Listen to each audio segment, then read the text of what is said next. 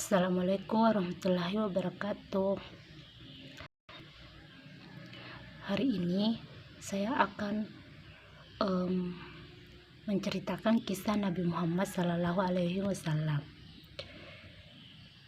Nabi Muhammad lahir pada tanggal 12 Rabiul Awal tahun Gajah atau Amul Fil.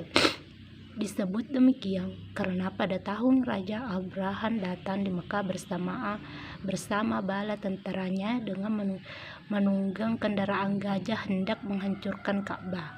Tetapi Allah kemudian menghancurkan bala tentara itu dengan burung abil yang membawa batu kerikil dari neraka. Menurut kalender Masehi, maka tanggal lahir beliau adalah pada tanggal 20 April 571. Ayah beliau bernama Abdullah bin Abdul Muthalib, sedangkan sang ibu bernama Aminah. Ayahnya meninggal ketika Muhammad berada dalam kandungan berusia 6 bulan. Sesudah beliau lahir, seperti kebiasaan orang-orang Arab pada waktu itu, maka beliau disusui kepada wanita desa. Wanita yang beruntung dapat menjadi ibu susunya.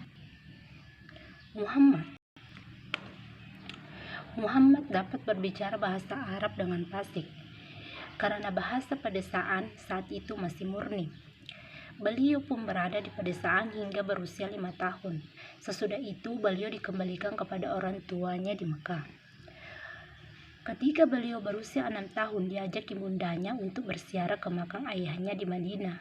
Selama sebulan, Aminah dan anaknya berada di Madinah. Sesudah itu, mereka hendak pulang ke Mekah. Di tengah perjalanan antara Mekah dan Madinah, tepatnya di Abwa, Aminah jatuh sakit dan meninggal dunia. Dengan demikian, Muhammad menjadi yatim piatu sejak berusia 6 tahun. Selanjutnya beliau diasuh oleh kakeknya yang bernama Abdul Muthalib. Abdul Muthalib adalah seorang tokoh pemuka Quraisy yang cukup disenangi masyarakat Mekah. Namun, beliau hanya 2 tahun saja mengasuh Muhammad. Ketika Muhammad berusia 8 tahun, kakeknya meninggal.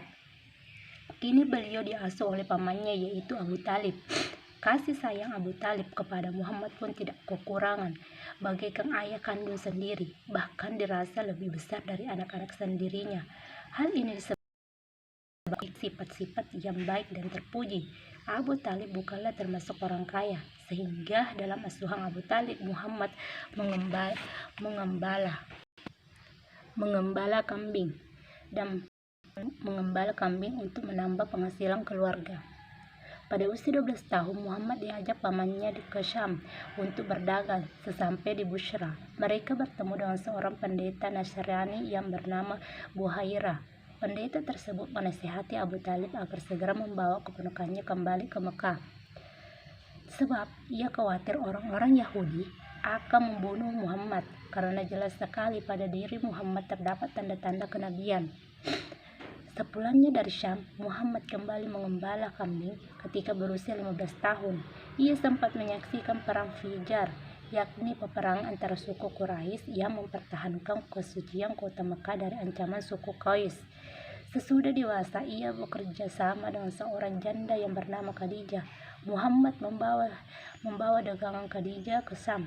Dalam perjalanan ke Syam, ia selalu diiringi oleh pembantu Khadijah yang bernama Maisarah. Pulang dari negeri Syam, ia membawa keuntungan yang cukup besar.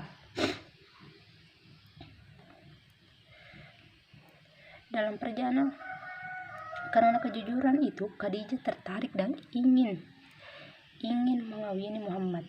Beberapa hari setelah pulang dari negeri Syam, Abu Talib menerima lamaran dari Khadijah bahwa ia ingin menikah dengan Muhammad.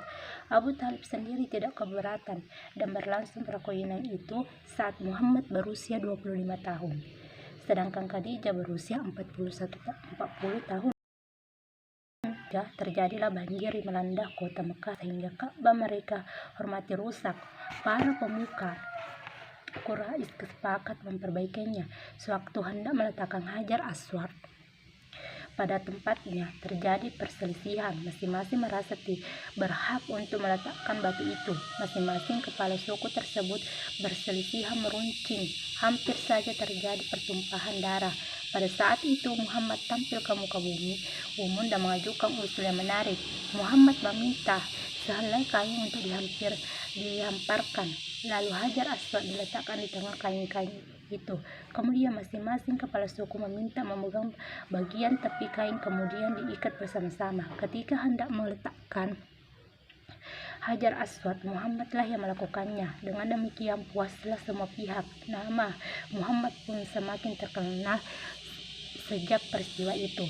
Sejak kecil, kanak-kanak hingga dewasa, beliau telah dikenal sebagai orang yang jujur dan tidak pernah berkata kotor, tidak pernah berbohong, dan tidak pernah melakukan perbuatan maksiat. Karena kejujuran dalam perkataan bersikap itulah kemudian Muhammad diberi gelar Al-Amin, yang artinya orang yang dapat dipercaya. Ia juga tidak pernah menyembah berhala, juga tidak pernah memakan daging yang disembelih untuk korban berhala.